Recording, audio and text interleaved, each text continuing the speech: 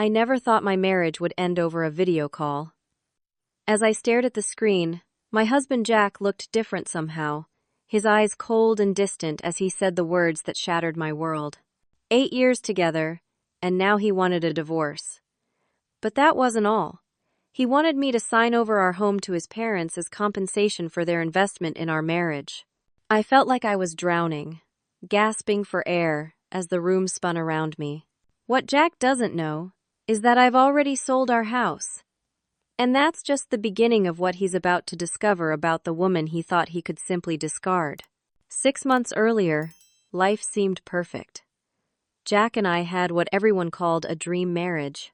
I was 32, working as a physical therapist at a prestigious clinic in Atlanta, while Jack, 36, had built a successful career as a financial advisor.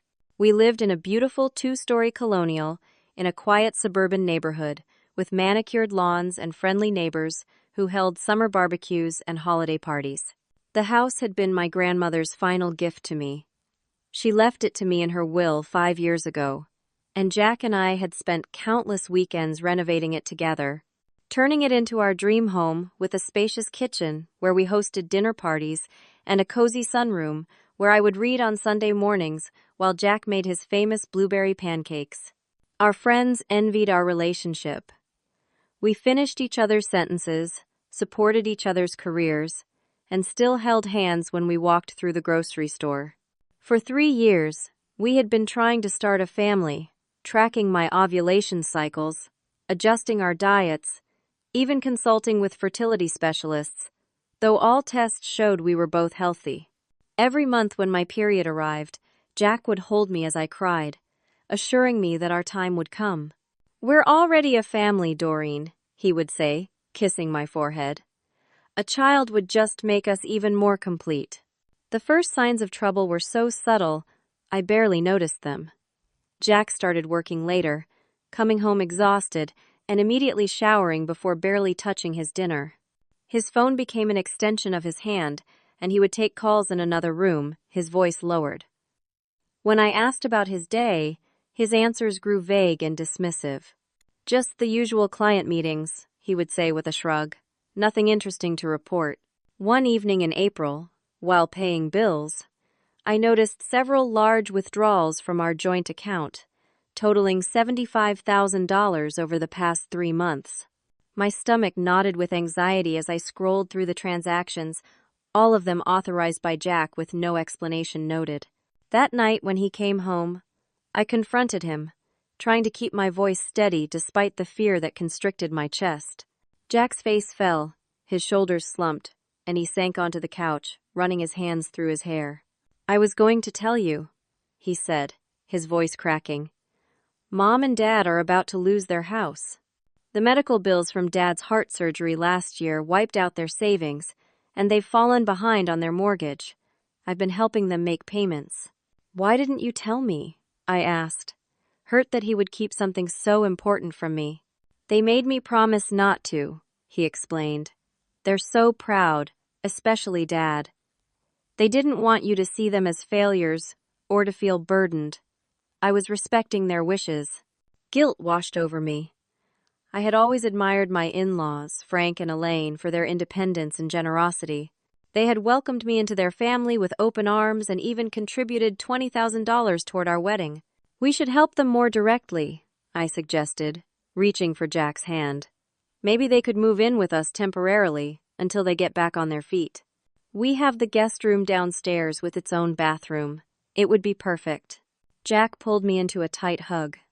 "You're amazing, you know that? But they'd never accept that kind of help. Let me handle it my way for now. I promise I'll keep you in the loop from now on." I believed him completely. Looking back, I realized that moment marked the true beginning of the end, though I was too blind to see it. That night, as Jack held me close in bed, I fell asleep feeling like we'd overcome a small hurdle in our marriage. In reality, I had just given him the perfect cover for his betrayal. 2 months later, Jack left for what he described as an important 2-week business trip to Boston. His financial firm was courting several potential high-net-worth clients, and as one of their top advisors, Jack was essential to closing the deals. "I'll miss you," he said, kissing me goodbye at the airport. His embrace felt different, stiffer somehow, but I dismissed it as stress about the trip. "Call me every night?" I asked. A ritual request from our early dating days. "Of course," he replied. But his smile didn't reach his eyes. The first few days, he called as promised, though our conversations were brief and centered mostly around his meetings. By the 5th day, the calls became sporadic text messages. By the end of the first week, communication had dwindled to quick morning texts, saying he was busy but thinking of me. On day 9 of his trip, my phone rang with a familiar number. It was Elaine, my mother-in-law, calling midday, which was unusual for her. "Doreen, sweetheart," she gushed, her voice warm with gratitude. "I just had to call and thank you personally. Frank and I are just over the moon." Confusion washed over me. "Thank me for what, Elaine?" A pause followed.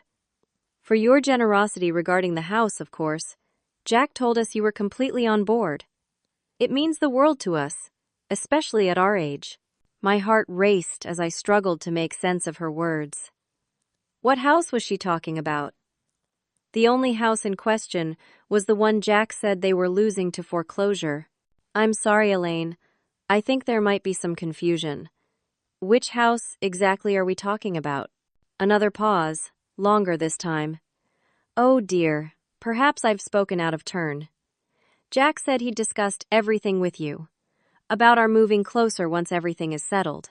I should let him explain the details. How about we pretend I never called?" After ending the call with vague pleasantries, I sat stunned in my kitchen. Something wasn't adding up. Jack had told me his parents were facing foreclosure, yet Elaine seemed to be talking about acquiring a new house, not losing one. And what did she mean by moving closer once everything was settled? That evening, I called Frank and Elaine's house phone under the pretense of asking for a recipe, hoping to gather more information. Frank answered and sounded completely at ease, not at all like someone about to lose their home. When I casually mentioned bank troubles, he laughed. "Haven't had those in years, thank goodness. Our mortgage has been paid off since 2015. My blood ran cold. Jack had lied about his parents' financial situation. But why? And where had that $75,000 really gone? After hanging up, I went to Jack's home office and opened his computer. We had always shared passwords, another sign of our supposed trust and transparency. I began searching through his emails, feeling like an intruder in my own home, but driven by a growing sense of dread. In his archived folder, I found an email thread between Jack and his parents dating back 4 months. They discussed plans for the future, specifically their excitement about moving into their new house once I was out of the picture. Jack had assured them that everything was proceeding according to plan and that the house would be theirs by the end of summer. Dizzy with betrayal, I continued searching and discovered bank statements showing Jack had been systematically draining our accounts for over a year. Small withdrawals at first, nothing that would raise alarms, then larger sums as time passed. In total, he had diverted over $120,000 to accounts I couldn't access. But the most devastating discovery came when I found a folder hidden deep in his cloud storage.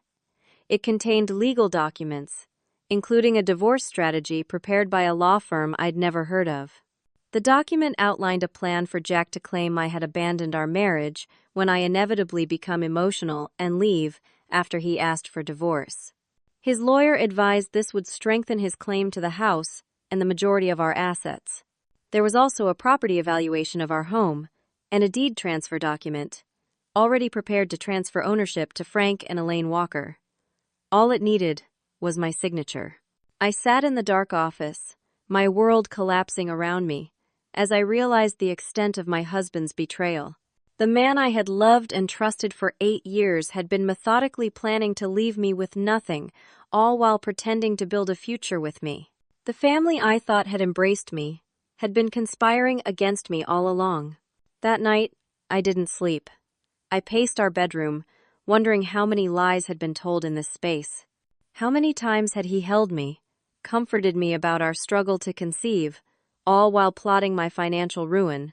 Every memory now felt tainted, every moment of happiness possibly false. By morning, one thing was clear. I needed to protect myself, and quickly. Jack would return in 5 days, and I had no idea what form his betrayal would take. But I wasn't going to wait to find out. The woman he thought he could discard without consequences was about to take control of her own fate. The next morning, I called in sick to work and drove downtown to the offices of Stevens Family Law.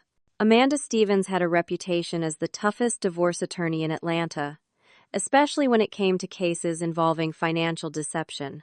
Her assistant initially told me there was a 3-week wait for new client consultations, but after I mentioned the words hidden assets and premeditated divorce strategy, I was sitting in Amanda's office within the hour. Amanda was not what I expected. In her early 50s, with a sleek gray bob and reading glasses perched on her nose, she projected grandmotherly warmth rather than shark-like aggression. That impression lasted exactly until she began speaking. "So your husband is planning to divorce you and steal your grandmother's house," she said flatly after I'd explained my situation. "Let's make sure that doesn't happen." I blinked in confusion. "My grandmother's house? What do you mean?" Amanda shuffled through the documents I'd brought. "According to the deed you provided, the house is solely in your name. You inherited it from your grandmother 5 years ago, correct?" "Yes, but when Jack and I got married, we decided to share everything. We've both invested in renovations, and we've always treated it as our home, not just mine." Amanda removed her glasses and fixed me with a penetrating stare. "Legally, it doesn't matter what you decided or how you treated it. The house is your separate property, not marital property, unless you added his name to the deed, which these documents indicate you did not." My mind reeled with this information. "But Jack's been paying the property taxes and half the maintenance costs." "Those contributions don't create ownership," Amanda explained. "At most, he might be entitled to compensation for improvements that increase the property value, but the house itself remains yours." For the first time since discovering Jack's betrayal, I felt a flicker of hope. "So he can't take it from me?" "Not legally, no. But given what you've shared about his deception, I'm concerned he might try to pressure or trick you into signing it away. The documents you found suggest he's been planning this for some time." Over the next 3 hours, Amanda outlined a strategy to protect myself. First, we needed to secure copies of all financial records before Jack could alter or hide them. Next, we needed to document the evidence of his deception and financial manipulation. Finally, we needed to consider my immediate living and financial situation. "Based on these bank statements, he's been systematically hiding assets," Amanda said, her voice hard with disapproval. "This is called financial infidelity, and judges take a very dim view of it." By the time I left her office, I had a clear action plan and a growing sense of determination replacing my initial shock and grief.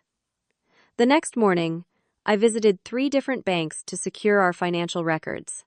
I photographed and copied everything in Jack's home office. I changed the passwords on my personal accounts and email. 2 days before Jack was due to return, Amanda called with a suggestion that initially seemed extreme.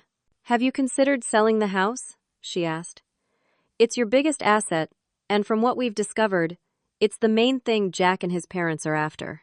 "Sell our home?" I repeated, stunned by the suggestion. "But where would I live?" "Temporarily?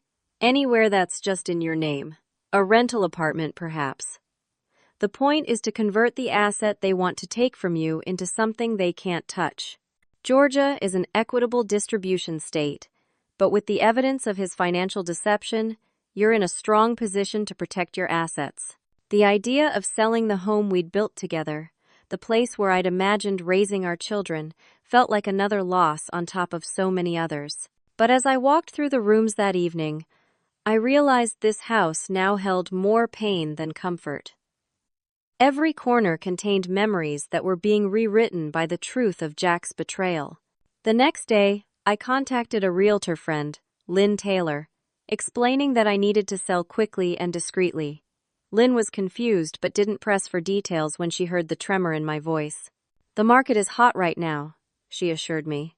"For a house in your neighborhood, in good condition, we could list and sell within days, especially if you're flexible on the closing timeline." 24 hours later, Lynn had brought 3 potential buyers through the house. By that evening, I had 2 offers, both well above asking price. The winning bid came from a young doctor and her wife who had been looking for a home in our neighborhood for months. They were willing to expedite closing and even offered to let me rent back for 30 days if needed. I signed the sale agreement that night, my hand shaking but my resolve firm. Lynn expedited the paperwork, and with Amanda's help, I arranged for the proceeds to be deposited into a new account in my name only. The next day, I packed my essential belongings and personal mementos: clothes, photos from before my marriage, jewelry that had belonged to my grandmother, important documents. I left most of the furniture and household items, taking only what held true sentimental value. By that afternoon, I had signed a 6-month lease on a small but modern apartment 15 miles away. It was nothing like our spacious home, but as I unpacked my single suitcase, I felt a strange sense of liberation. This space was mine alone, untainted by lies. As I sorted through the last box of personal items, I found a folder containing medical records Jack and I had compiled during our fertility journey. Flipping through it, I noticed a document I hadn't seen before, mixed in with my own test results. It was a medical record for Jack from Atlanta Urology Center, dated 3 years ago, exactly when we had started trying for a baby. My hands trembled as I read the report. It documented a successful vasectomy procedure, with a follow-up test confirming 0 sperm count. The date aligned perfectly with a business trip Jack had taken to Chicago, or so he had claimed. The room seemed to tilt around me as the full weight of this new betrayal crashed down. For 3 years, Jack had watched me chart my ovulation, take fertility supplements, undergo invasive tests, and cry monthly when my period arrived, all while knowing that he had surgically ensured we would never conceive. Every tender moment, every comforting hug, every promise that our time would come had been a calculated lie. He had subjected me to years of hope and heartbreak, all while knowing the truth. It was a cruelty so profound, I could barely comprehend it. That night, I curled up on the bare mattress in my new apartment and finally allowed myself to sob until no more tears would come. When morning arrived, I felt hollow but oddly calm. Jack would be returning today, expecting to find his oblivious wife waiting at home. Instead, he would discover that I was no longer the woman he thought he could manipulate and discard. Jack's return came sooner than expected. He was supposed to arrive the following evening, but at 2 in the afternoon, while I was collecting the last of my personal files from the house, I heard his key in the front door. I froze, standing in his office with a box of documents in my arms, as his footsteps echoed through the foyer. "Doreen?" he called out, his voice casual, as if nothing was wrong. "Whose car is that in the driveway? And why is there a sold sign on our lawn?" I took a deep breath and stepped into the hallway, facing my husband for the first time since discovering his betrayal. Jack looked tanned and rested, not at all like someone who had been working long hours in conference rooms. His expression shifted from confusion to alarm as he took in the box in my arms and the cold determination on my face. "What's going on?" he demanded, his friendly facade instantly evaporating. "What have you done?" "I sold the house," I stated simply, my voice steadier than I expected. "The closing is next week. I've already moved out." Jack's face contorted with rage, a look I had never seen in 8 years of marriage. "You did what? You can't sell this house. What about my parents? We had plans." "Yes, I know all about your plans, Jack. I found everything. The divorce strategy, the deed transfer to your parents, the money you've been hiding. I know it all." He paled visibly but recovered quickly. "You've been snooping through my personal files? That's an invasion of privacy. Privacy? I laughed, the sound harsh even to my own ears. That's rich, coming from the man who's been plotting to leave me destitute while pretending to build a life with me. Jack's strategy shifted instantly. His shoulders slumped, and he reached for my hand, which I quickly pulled away. Doreen, honey, you've got it all wrong. Yes, things haven't been great between us, and I've been thinking about separation, but I would never try to hurt you financially. Those documents were just me exploring options. Nothing was decided. Save the performance, Jack. I've seen the emails between you and your parents. 3 months ago, you promised them they'd be living in this house by the end of summer. You told them I would be out of the picture. His expression hardened. My parents invested in this marriage too. They gave us money for the wedding, helped with the renovations. They deserve something back. The house was never yours to give them. It was my inheritance. My name is the only one on the deed. Jack's face flushed with anger. I've paid taxes on this house. I've funded renovations. Half of this house is rightfully mine. Actually, no. I've consulted with an attorney. Your contributions don't create ownership. The house was and is my separate property. He began pacing, running his hands through his hair in frustration. This is insane. You can't just sell our home without my consent. I can, and I did. But you know what's actually insane, Jack? Pretending to try for a baby with your wife for 3 years after secretly getting a vasectomy. He stopped pacing abruptly, his back to me. When he turned, his expression had completely changed. The pretense of affection or reconciliation was gone, replaced by cold contempt. You were never supposed to find out about that, he said quietly. Why? I asked, my voice breaking despite my efforts to stay strong. Why put me through years of false hope and heartbreak? If you didn't want children, why not just tell me? Jack shrugged, the casual gesture more painful than any angry outburst could have been. I never wanted kids, Doreen. Not with you. But you were so fixated on becoming a mother. I knew you'd leave if I told you the truth. The vasectomy was the simplest solution. The cruelty of his words knocked the air from my lungs. You watched me cry every month. You held me and promised me it would happen when the time was right. How could you be so heartless? Oh, grow up, he snapped. Marriage is about compromise. I compromised by letting you believe we might have children someday. It kept you happy and kept our marriage stable. Stable? I repeated incredulously. You call lying to me for years stable? My parents never liked you, you know, he continued, as if I hadn't spoken. They thought you were too simple, too trusting. Dad said I could do better, and he was right. But the timing wasn't right for divorce until now. Each word was a fresh wound, but I refused to show how deeply they cut. And what changed? Why is the timing right now? For the first time, Jack looked uncomfortable. My circumstances have evolved. My needs have changed. You mean you found someone else? I said flatly. It wasn't a question. He didn't deny it. What I do with my personal life is no longer your concern. What is your concern is the fact that you've illegally sold property that partially belongs to me. My lawyer will have something to say about that. Your lawyer can talk to my lawyer, I replied, moving toward the door with my box of documents. Amanda Stevens. I believe she's familiar with your law firm. Jack's eyes widened slightly at the name. Amanda's reputation clearly preceded her. This isn't over, Doreen. You've stolen from me and my family, and we will get what's ours. You have no idea who you're dealing with. Actually, I think I'm finally seeing clearly who I've been dealing with all along. I reached the door and turned back one last time. Oh, and Jack? I know about the money too. All of it. Every account, every transfer. Amanda has copies of everything.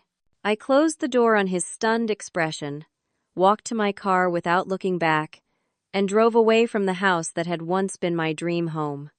My hands shook on the steering wheel, adrenaline coursing through my system, but mixed with the fear and grief was a surprising feeling of power. For the first time in months, perhaps years, I had taken control of my own life.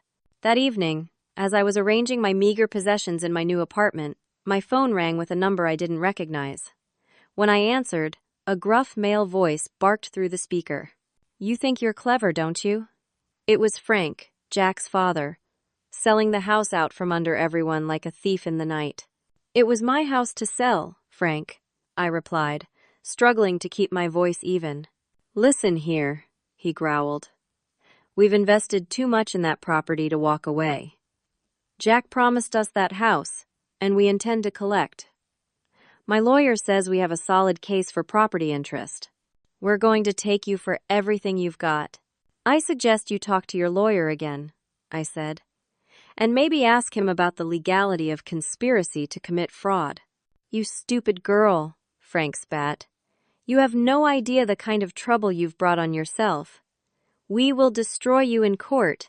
In the background, I heard a woman's voice, soft and concerned, asking what was happening. But it wasn't Elaine's voice. This voice was younger, with a slight southern drawl I didn't recognize. "Is someone there with you, Frank?" I asked, confusion momentarily overriding my anger. "Mind your own damn business," he snapped before hanging up. Curiosity piqued. I opened my laptop and navigated to Jack's social media accounts. We had dozens of mutual friends, and though he had always been private about posting personal photos, our friends weren't always so discreet. I scrolled through recent tags and check-ins until I found what I was looking for. A photo posted 3 days ago by someone named Troy Wells, a college friend of Jack's I'd met at our wedding. The picture showed a group at what appeared to be an upscale restaurant in Miami, not Boston. Jack sat at the center, his arm around a young blonde woman who couldn't have been more than 25. The caption read, "Great catching up with the soon-to-be bachelor and the lovely Tiffany. Congrats on the big news." The floor seemed to drop away beneath me. Jack hadn't been on a business trip to Boston. He'd been in Miami with a woman named Tiffany, celebrating some kind of news, while his friend openly referred to him as a soon-to-be bachelor. The betrayal had layers I was only beginning to uncover. I saved the photo as evidence and continued searching until I found Tiffany's profile. Her page was public and filled with photos of her and Jack together at beaches, restaurants, and nightclubs. Some dated back nearly 2 years, taken during times when Jack had told me he was away on business trips. In every picture, they looked like a couple deeply in love. The same look Jack had given me when we first met. The look I had believed was reserved for me alone. And in the most recent photos, Tiffany sported an enormous diamond ring on her left hand, far larger than the engagement ring Jack had given me years ago. The pieces finally clicked into place. Jack hadn't just been planning a divorce. He'd been building a whole new life with another woman while systematically dismantling ours. And now it seemed he was engaged to her. I closed the laptop, my mind racing with this new information. Part of me wanted to collapse under the weight of these compounding betrayals. But a stronger part, a part I was just beginning to discover, recognized this as additional evidence of Jack's deception, evidence that would only strengthen my case. Tomorrow, I would share these discoveries with Amanda. Tonight, I allowed myself 1 glass of wine and a promise. The man who had so callously discarded me was about to discover that I was not as easy to manipulate as he had assumed. "He's engaged to another woman?" Amanda asked, leaning forward across her desk. "While still married to you?" I nodded, sliding printouts of the social media photos across to her. "Her name is Tiffany Davis. From what I can tell, they've been together for at least 2 years. And his business trips were often actually vacations with her." Amanda examined the evidence with narrowed eyes. "This certainly explains his rush to divorce and secure assets. Do you think the parents know about her?" "I think they must," I replied. "Last night when Frank called to threaten me, I heard a woman's voice in the background that wasn't Elaine's. It was younger, with a southern accent." "Interesting," Amanda mused, adding the photos to my growing file. "This could be useful. If they've been conspiring not just to divert assets but to facilitate infidelity, it strengthens our position considerably." 3 days later, Jack officially filed for divorce. claiming irreconcilable differences. His petition included a demand for half the proceeds from the house sale, claiming he had contributed significantly to its value. Additionally, his parents filed a separate civil suit, alleging they had loaned us money for renovations with the understanding they would eventually live in the house. The weeks that followed were a blur of legal depositions, document discoveries, and emotional upheaval. Jack's attorney, a shark-like man named Gerald Palmer, pursued an aggressive strategy, painting me as unstable and vindictive. According to their narrative, I had unilaterally decided to sell our family home out of spite when Jack gently suggested a trial separation. Meanwhile, I found myself isolated from many of our mutual friends. Jack had gotten to them first, spinning a story of my supposed emotional breakdown and irrational behavior. Some believed him entirely, sending me concerned messages suggesting therapy or medication. Others maintained a cautious distance, unwilling to take sides in what they saw as an uncomfortable private matter. Only a few friends stood firmly by me. Lynn, my realtor, expressed outrage when she learned the truth behind the quick sale. My colleague Megan from the physical therapy clinic brought dinner to my new apartment and listened for hours as I poured out the whole sordid story. And surprisingly, Jack's cousin Thomas reached out to express his support, admitting he had always found Jack's treatment of me concerning. "He's always been selfish," Thomas told me over coffee one afternoon. "The family just makes excuses for him because he's successful. But what he's doing to you is wrong, Doreen. And I want you to know, not everyone is on his side." Those small gestures of support became lifelines as the legal battle intensified.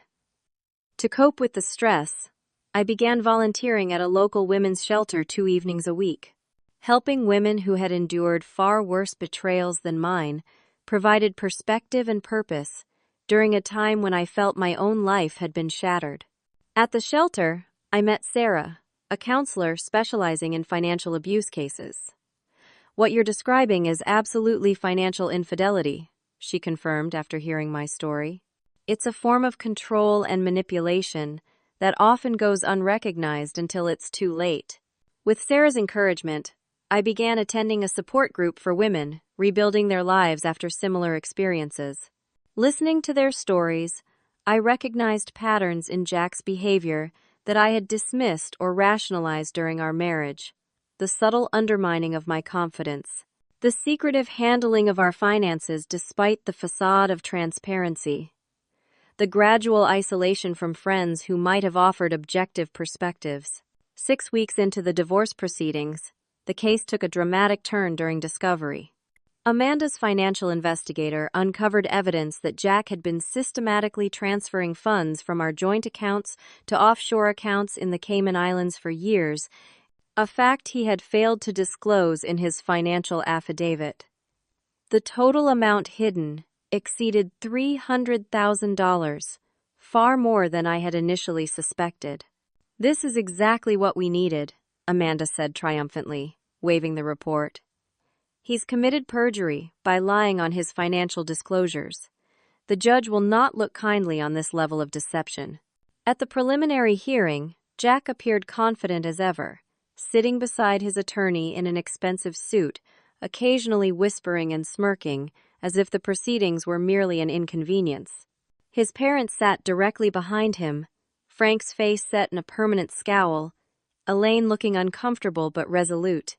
The mood in the courtroom shifted dramatically when Amanda presented evidence of the hidden accounts. Judge Patricia Morgan, a stern woman in her 60s with a reputation for fairness, fixed Jack with a piercing stare. "Mr. Walker, are you aware that providing false information on financial disclosures constitutes perjury in this court?" she asked. Jack's attorney jumped in. "Your Honor, my client was unaware of any discrepancies in his financial reporting. If there are accounts that were overlooked, it was an honest mistake in the complex management of his investment portfolio." Judge Morgan was unmoved. "I expect complete financial transparency from both parties by our next hearing. Any further omissions will be viewed as contempt of court." As we exited the courtroom, I caught Jack glaring at me with undisguised hatred. Gone was any pretense of the man who had once vowed to love and cherish me. In his place was a stranger whose plans I had derailed, whose carefully constructed deception I had exposed. The next phase of discovery involved medical records pertinent to the case, including documentation related to our fertility struggles. Amanda argued successfully that Jack's secret vasectomy represented another form of marital fraud, as he had knowingly misled me about our efforts to conceive a child. On the stand, Dr. Marcus Hoffman, the urologist who had performed Jack's vasectomy, confirmed the procedure had been elective and that Jack had specifically requested it be kept confidential, even from his spouse.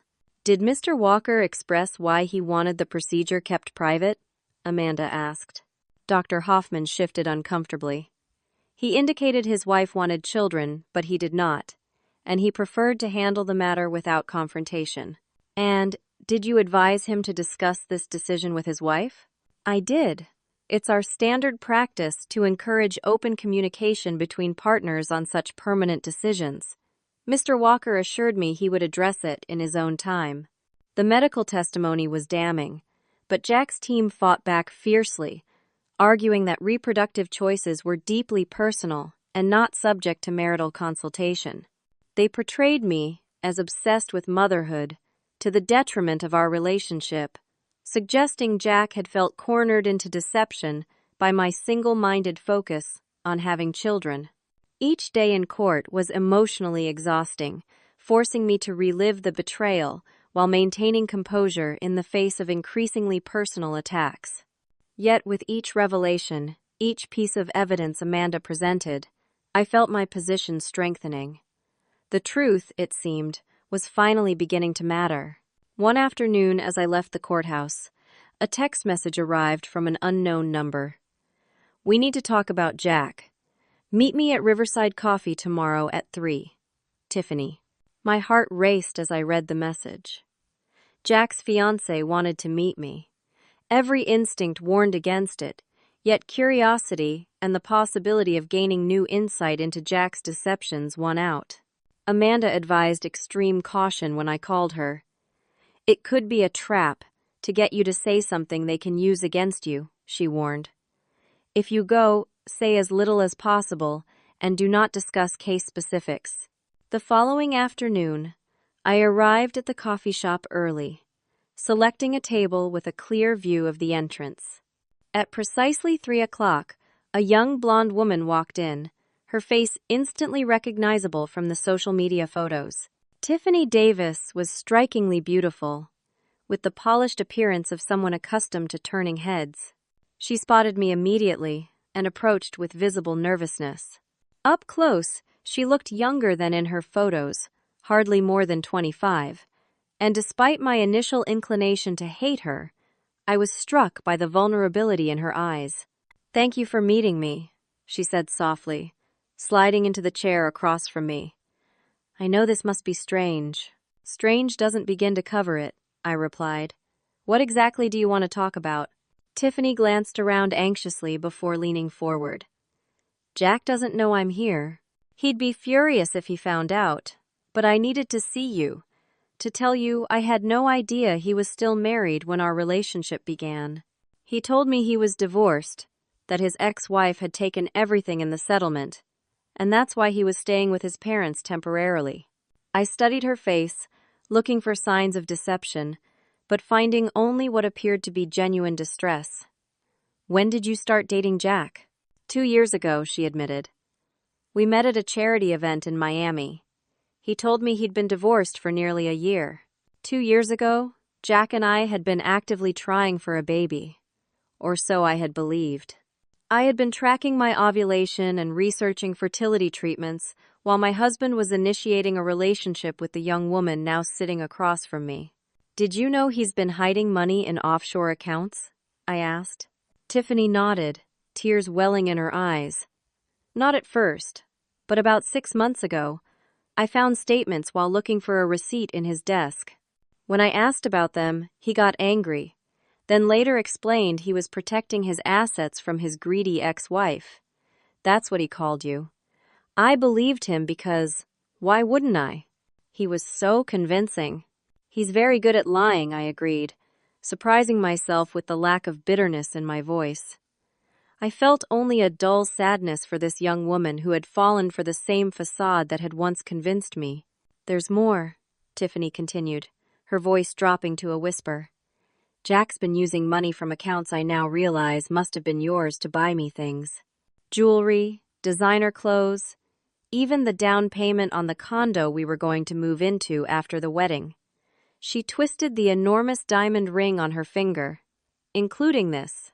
The revelation that Jack had used my money to finance his affair and proposed with what was essentially my own funds was so absurdly painful, I nearly laughed.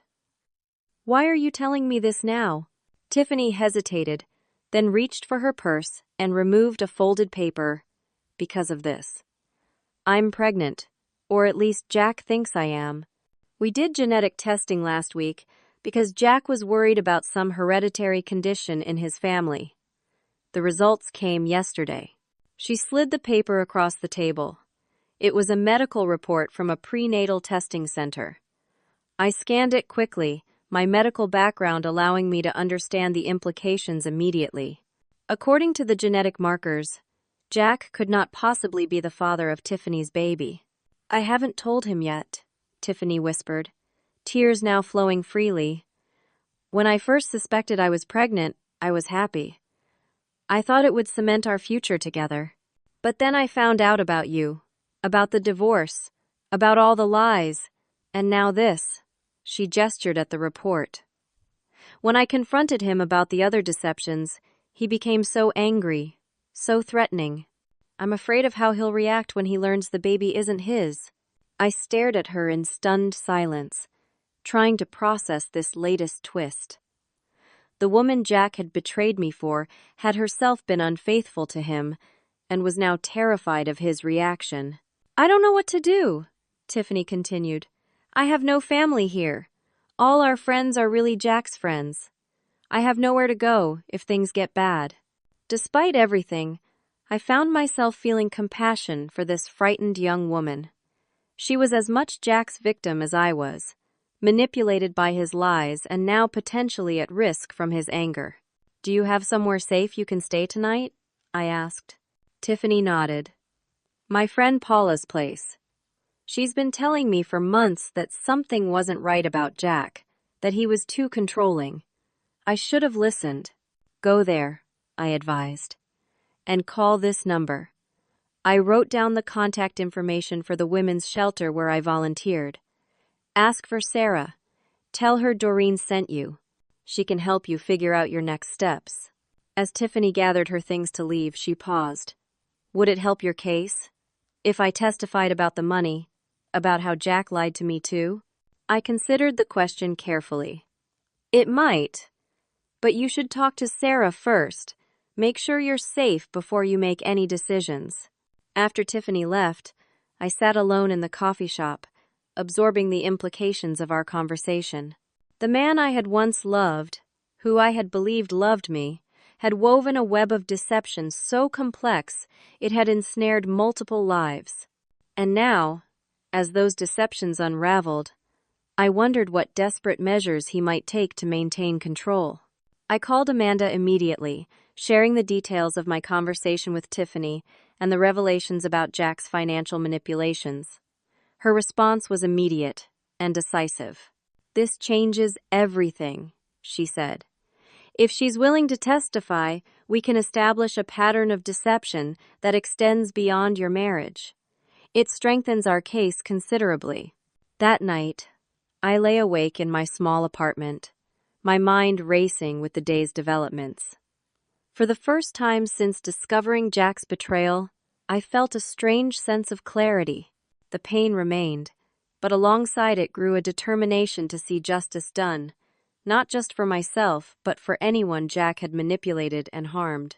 The following week, the legal battle intensified. Jack's attorney filed motions to exclude Tiffany's potential testimony, arguing it was irrelevant to our divorce proceedings. Amanda countered that it established a pattern of financial deception and dishonesty that was central to the case. Judge Morgan ruled in our favor, allowing Tiffany's testimony to be entered into evidence. The court's interest is in establishing the full financial picture and pattern of behavior relevant to equitable distribution, she stated firmly. Jack's response was to escalate his offensive, filing new claims alleging I had manipulated and coerced Tiffany into providing false testimony. His legal team portrayed me as a vengeful wife attempting to destroy his reputation out of spite, willing to drag an innocent woman into our marital disputes. My client categorically denies any financial impropriety, Gerald Palmer declared in court. These allegations from Ms. Davis are clearly the result of coaching by the petitioner, who is demonstrating increasingly vindictive behavior. The accusation was absurd, given that Tiffany had approached me, not the other way around. But it indicated Jack's growing desperation as his carefully constructed narrative began to crumble. Outside the courtroom, the pressure intensified. Late-night phone calls from blocked numbers, anonymous emails containing vague threats. A brick through the window of my apartment, though thankfully I wasn't home when it happened. The police took a report, but offered little reassurance that anything could be done without direct evidence linking the incidents to Jack or his family. My support network became crucial during this period.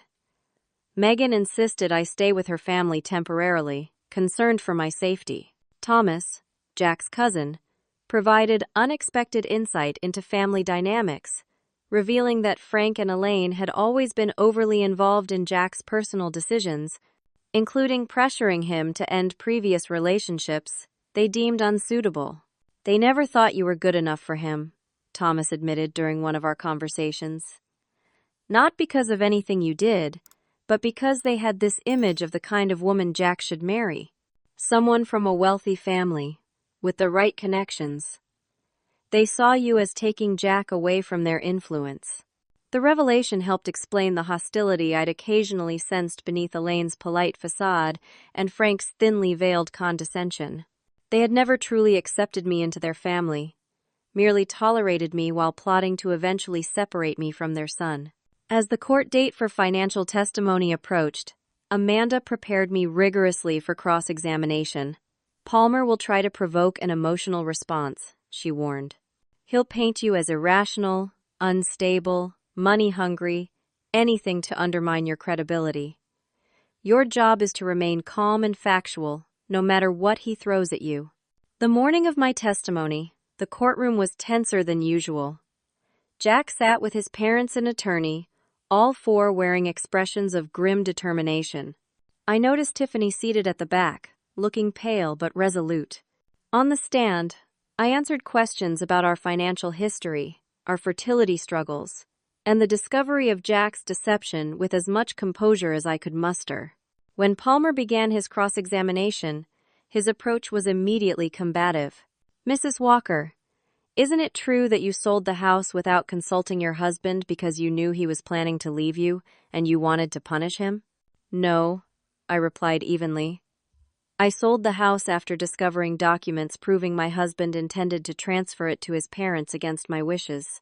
And these documents you claim to have found conveniently appeared just as you decided the marriage was over. I found them while my husband was away. They had been hidden in his private files. Palmer paced before the stand, his expression skeptical. So, you admit to snooping through your husband's private documents? I accessed our shared computer after noticing large, unexplained withdrawals from our joint accounts. Isn't it possible you misinterpreted what you found? That these were simply preliminary discussions about future living arrangements, not some grand conspiracy as you've characterized it? I took a deep breath. The documents were explicit. They detailed a plan to claim I had abandoned the marriage and to transfer the house to his parents. They also referenced money that had been systematically hidden from me.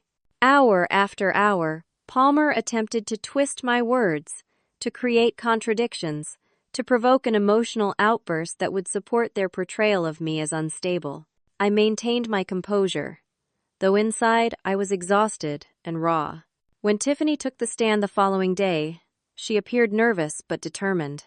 She testified about Jack's lies regarding his marital status, His use of money that she now understood had come from our joint accounts, and his controlling behavior when she questioned him. He told me his ex-wife had taken everything in the divorce, she stated clearly. He said he was staying with his parents temporarily while rebuilding his finances. When I later found documents showing he was still married and hiding money, he became angry. He said it was none of my business, and that I needed to trust him if our relationship was going to work. Palmer's cross-examination of Tiffany was brutal. He questioned her character, her motives for testifying, and implied she was collaborating with me for financial gain. When he questioned the paternity of her baby, suggesting she was using the pregnancy to manipulate Jack, Judge Morgan finally intervened. Mr. Palmer, the paternity of Miss Davis's child is not relevant to these proceedings. Please confine your questions to matters pertinent to the financial disclosures before this court. The financial expert testimony proved even more damaging to Jack's case. Forensic accountants detailed the systematic movement of funds from our joint accounts to offshore holdings, providing clear evidence that Jack had deliberately concealed assets that should have been declared in our divorce proceedings. During a court recess on the third day of testimony, I encountered Tiffany in the courthouse restroom. She looked exhausted, her eyes red-rimmed from crying. "Jack confronted me last night," she whispered, checking to ensure we were alone. "He knows about the paternity test. He was so angry, screaming about how I'd made a fool of him, how I'd pay for my betrayal. I'm terrified, Doreen. I've filed for a restraining order, but until it's granted, I don't feel safe." "Are you still staying with Paula?" I asked, concerned by the fear in her eyes. She nodded. "Yes, but he knows where she lives. He's been calling nonstop, leaving threatening messages." I shared the information with Amanda immediately after the recess. She agreed to connect Tiffany with resources for emergency protection and to ensure the court was aware of the escalating situation. The pivotal moment in the proceedings came unexpectedly during Jack's own testimony. Under Amanda's careful questioning, he maintained his denial of any deliberate financial deception, portraying the offshore accounts as standard investment vehicles that he had simply neglected to mention in his financial disclosures. "And the documents Mrs. Walker found detailing plans to transfer her home to your parents?" Amanda asked. "How do you explain those?" Jack's expression remained controlled. "Those were hypothetical scenarios my attorney and I discussed, nothing more. Doreen has blown them completely out of proportion." "I see," Amanda replied mildly. "And the emails between you and your parents discussing their moving into the house once Doreen was, and I quote, out of the picture? Were those hypothetical as well?" A flicker of uncertainty crossed Jack's face. "I don't recall the exact wording of those emails. Family discussions about future living arrangements are normal. Let's refresh your memory," Amanda suggested, producing copies of the emails I had discovered. "Your father writes, 'Once you get rid of Doreen and secure the house for us as promised, we can finally put this unfortunate chapter behind us.' Your response was, 'Everything is proceeding according to plan. By end of summer, the house will be yours and Doreen will be history.' Would you characterize these as normal family discussions about future living arrangements?" Jack's composure cracked visibly. His face flushed, and his hands gripped the arms of the witness chair. "Those emails are taken out of context. My parents were concerned about their living situation, and I was reassuring them. By promising them your wife's inherited home without her knowledge or consent, the house was part of our marital assets," Jack snapped, his voice rising. "My parents deserved compensation for everything they invested in our marriage. Even though Georgia law clearly establishes inherited property as separate, not marital assets?" Amanda pressed. "The law is the law, but morally, that house belongs as much to me as to her." Jack's control was slipping, his true sentiments emerging. "I put years of work into that house. My parents contributed financially. Doreen had no right to sell it from under us. And the $75,000 you withdrew from joint accounts, supposedly to help your parents with mortgage payments?" Amanda continued calmly. "Was that also a moral entitlement? despite your parents' home being fully paid off since 2015? Jack's eyes widened in alarm. He glanced at his attorney, who looked equally concerned by this revelation. I never said specifically what financial difficulties they were having, he backpedaled. They needed help with various expenses. Yet, you told Mrs. Walker explicitly that the money was for their mortgage payments to prevent foreclosure, correct? I may have simplified the explanation, Jack muttered. One final question, Mr. Walker, Amanda said. When you underwent a vasectomy 3 years ago, why did you continue to actively participate in fertility treatments with your wife? The question clearly caught Jack off guard. He hesitated, looking toward his parents, whose expressions had grown increasingly horrified as his testimony unraveled. I was trying to find the right time to tell her I didn't want children, he finally answered, his voice low. For 3 years? Amanda pressed. Through temperature monitoring, fertility supplements, medical consultations, monthly disappointments? That seems like an extraordinarily long time to find the right moment. Jack's facade finally shattered completely. You don't understand what it's like being married to someone like Doreen, he exclaimed. She had this perfect vision of our life together, this fantasy about the happy family we'd have. If I'd told her I didn't want children, she would have left. I needed time to secure my position, to make sure I wouldn't lose everything when the marriage ended. A stunned silence fell over the courtroom. In his outburst, Jack had essentially admitted to years of calculated deception, to manipulating me emotionally and financially, while preparing for an eventual divorce on his terms. Judge Morgan's expression was stone cold as she called for a 15-minute recess. As the court emptied, I remained seated, too shocked by Jack's outburst to move. His words had confirmed what I had gradually come to understand. Our entire marriage, at least in its later years, had been a strategic deception on his part. When court resumed, the atmosphere had shifted palpably. Jack sat rigid beside his attorney, who was frantically whispering advice he no longer seemed to be hearing. His parents had moved to a back row, Frank's earlier belligerence replaced by grim resignation, Elaine openly weeping. The final testimony came from Tiffany, who had gathered the courage to return despite her fear of Jack's reaction. She described in detail how Jack had used money from what she now knew were our joint accounts to fund their lifestyle, including the purchase of her engagement ring and the down payment on a condo in Miami. He told me the money came from his investment profits, she explained. He said he was a financial genius who knew how to generate returns most people couldn't achieve. I had no reason to doubt him until I found documents showing transfers from accounts with both his and Doreen's names. As Tiffany described the controlling behavior that had escalated after she questioned these financial discrepancies, I watched Jack's face. The charm and confidence that had once drawn me to him had been replaced by cold fury. He stared at Tiffany with such naked hatred that I felt a chill of fear for her safety. When the testimonies concluded, Judge Morgan announced she would review all evidence before issuing her ruling in 1 week. As we filed out of the courtroom, I saw Jack deep in heated conversation with his attorney, his parents standing awkwardly to the side, no longer the unified front they had once presented. Amanda squeezed my arm reassuringly. It couldn't have gone better for us, she murmured. His outburst was essentially a confession of financial and emotional manipulation.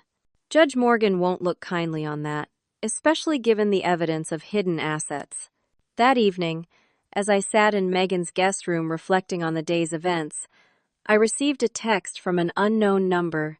This isn't over. You've ruined everything. You'll regret this. I showed it to Megan, who insisted on reporting it to the police, though we both knew little could be done without proof of who sent it. Despite the implicit threat, I slept more peacefully than I had in months. The truth had finally been spoken aloud in that courtroom, not just about the financial deception, but about the emotional manipulation that had defined the later years of my marriage. Whatever came next, I was no longer living within Jack's carefully constructed web of lies. The week until Judge Morgan's ruling passed in a strange limbo. I returned to work full-time at the physical therapy clinic, finding comfort in the routine and in helping patients with tangible, solvable problems.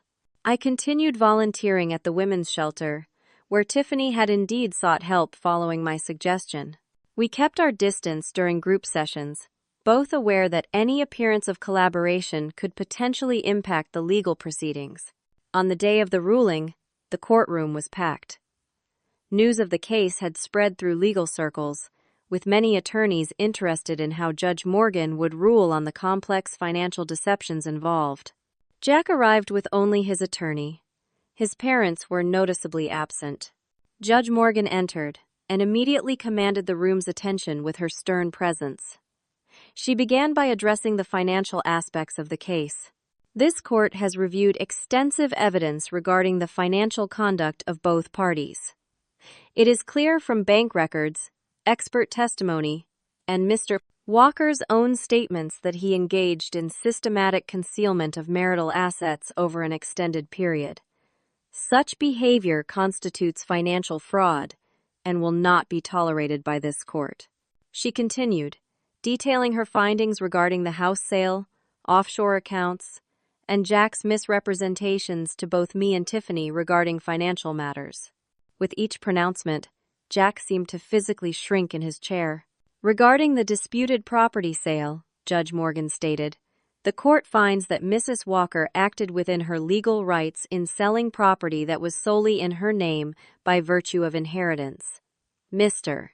Walker's contributions to said property do not create ownership interest under Georgia law, particularly in light of his demonstrated intent to transfer said property to third parties without the owner's consent. The judge then addressed the civil suit filed by Frank and Elaine Walker. The court dismisses the claim by Mr. and Mrs. Frank Walker Sr. regarding alleged investment in the property. Documentation provided shows their financial contributions constituted gifts rather than loans, and their claim of an oral promise regarding future residency is not enforceable, particularly given evidence suggesting their son's misrepresentations to all parties involved. Jack's attorney attempted to interject, but Judge Morgan silenced him with a raised hand. Furthermore, the court is referring evidence of Mr. Walker's financial activities to the district attorney's office for review of potential charges regarding perjury in financial disclosures and possible financial fraud. She concluded by outlining the financial settlement. All hidden assets would be returned to the marital pool for equitable distribution. However, given the evidence of deliberate deception and the fact that much of the money had already been spent on Jack's parallel life with Tiffany, the judge awarded me 70% of all recovered funds plus attorney fees.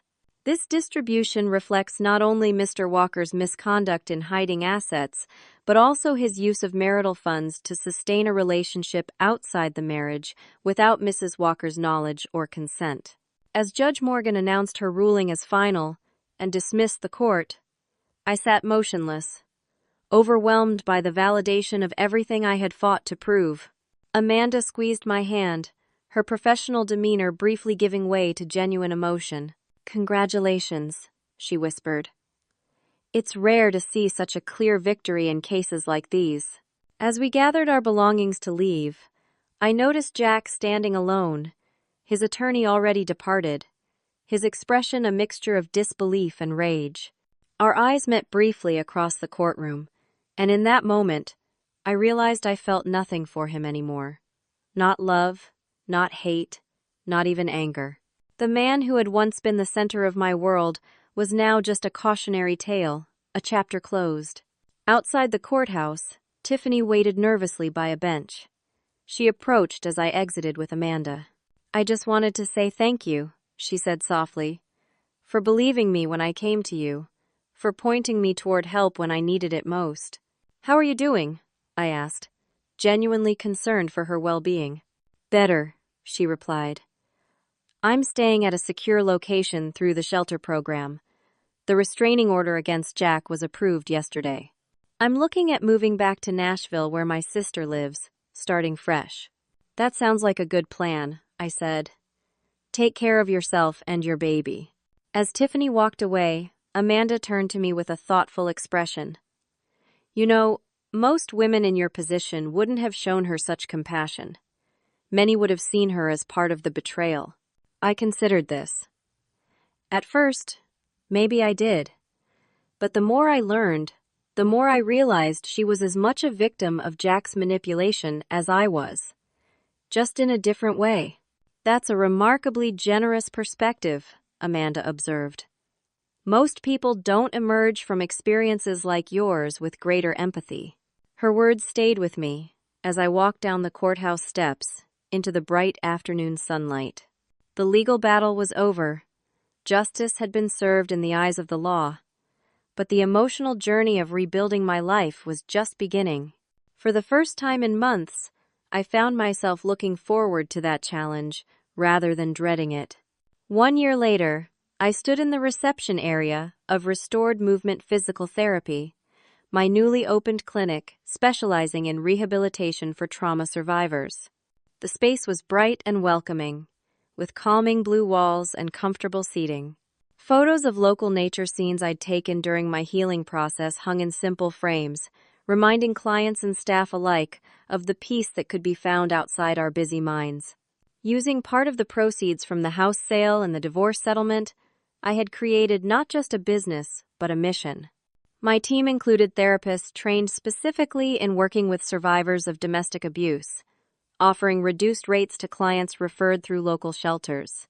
The work was challenging but deeply fulfilling, allowing me to transform my own painful experience into something that helped others. My personal life had also transformed in ways I couldn't have imagined during those dark days of discovering Jack's betrayal. The support group I had joined during the divorce had evolved, under my leadership, into a formal nonprofit organization called Financial Freedom Forward, providing education and resources about financial abuse and recovery. We offered monthly workshops on financial literacy, recognizing warning signs of financial control, and rebuilding credit after financial trauma. The journey hadn't been easy.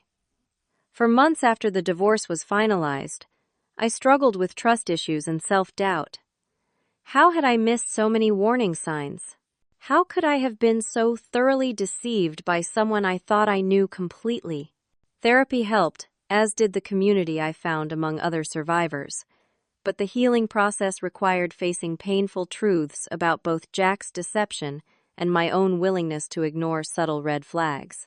Jack himself had largely disappeared from my life, though I occasionally heard updates through mutual acquaintances. His company had placed him on leave, pending an investigation into potential misuse of client funds, a direct result of the financial improprieties exposed during our divorce. The last I heard, he had moved to Florida and was working for a much smaller firm, his reputation in Atlanta's financial community permanently damaged. His parents had retreated to their paid-off home in the suburbs, their dream of moving into my grandmother's house thoroughly shattered. Frank had attempted to reach out once with a half-hearted apology, claiming they had been misled by Jack about the nature of our marital problems. I hadn't responded, choosing instead to maintain the clean break that had allowed me to rebuild. Tiffany had indeed moved back to Nashville, where she gave birth to a healthy baby girl 6 months after the divorce was finalized. We maintained occasional contact through social media, and I took quiet satisfaction in seeing her build a new life free from Jack's manipulation and control. As for me, I had slowly opened my heart to the possibility of new relationships. 3 months ago, I had begun dating Mark, a kind and forthright contractor I met when renovating the clinic space.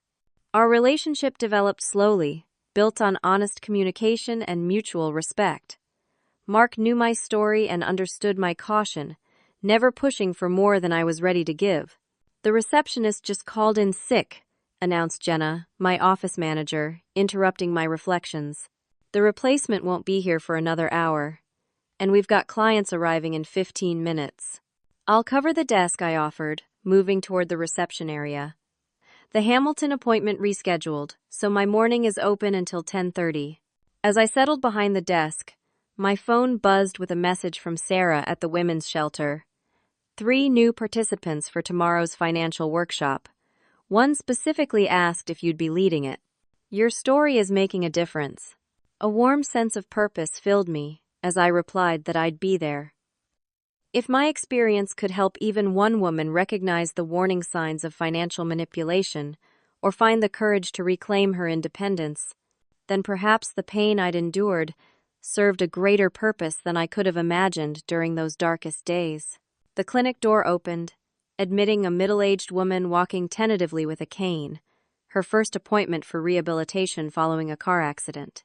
As I greeted her with genuine warmth, I reflected on how completely my life had transformed since that devastating video call when Jack announced he wanted a divorce. He had intended to discard me, to leave me with nothing while he moved on to his new life.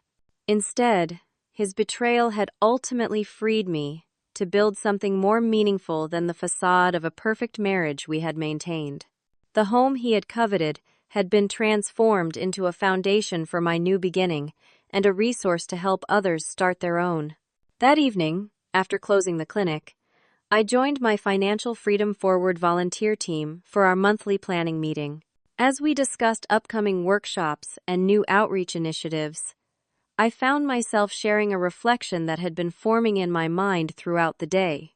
When I first discovered my husband's betrayal, I told the group, I felt like my entire identity had been shattered. I had defined myself as a wife, as one half of what I thought was a loving partnership. Losing that forced me to rediscover who I was as an individual, what I truly valued, what I wanted my life to mean. Heads nodded around the table, many of the volunteers having walked similar paths of rediscovery after betrayal or loss.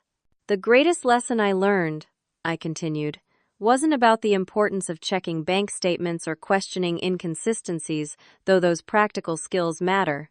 It was about recognizing that our worth never depends on someone else's valuation. Jack thought he could discard me because he saw me as an object he had outgrown, an obstacle to his new life. But in doing so, he actually freed me to become more fully myself than I ever could have been within the constraints of his deception.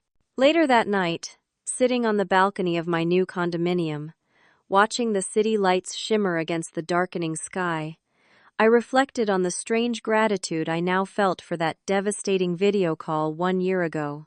Not gratitude for the betrayal itself or the pain that followed, but for the opportunity it ultimately created for authentic living. The woman Jack thought he could simply discard had not only survived, but thrived. I had discovered strengths I never knew I possessed, built connections more genuine than those of my marriage, and created meaningful work that honored my own experience by helping others through theirs. As painful as the journey had been, I wouldn't trade the authentic life I now lived for the beautiful illusion I had occupied before. Some lessons come at a tremendous cost, but their value can ultimately outweigh the price paid to learn them. What happens when someone betrays your trust in the most intimate way possible? Have you ever experienced deception that forced you to completely rebuild your life? I'd love to hear your stories of resilience and transformation in the comments below. And if you found value in my journey, please like this video, subscribe to the channel, and share with someone who might need to hear that there is life after betrayal. Thank you for listening, and remember, sometimes the greatest gifts come disguised as our worst nightmares.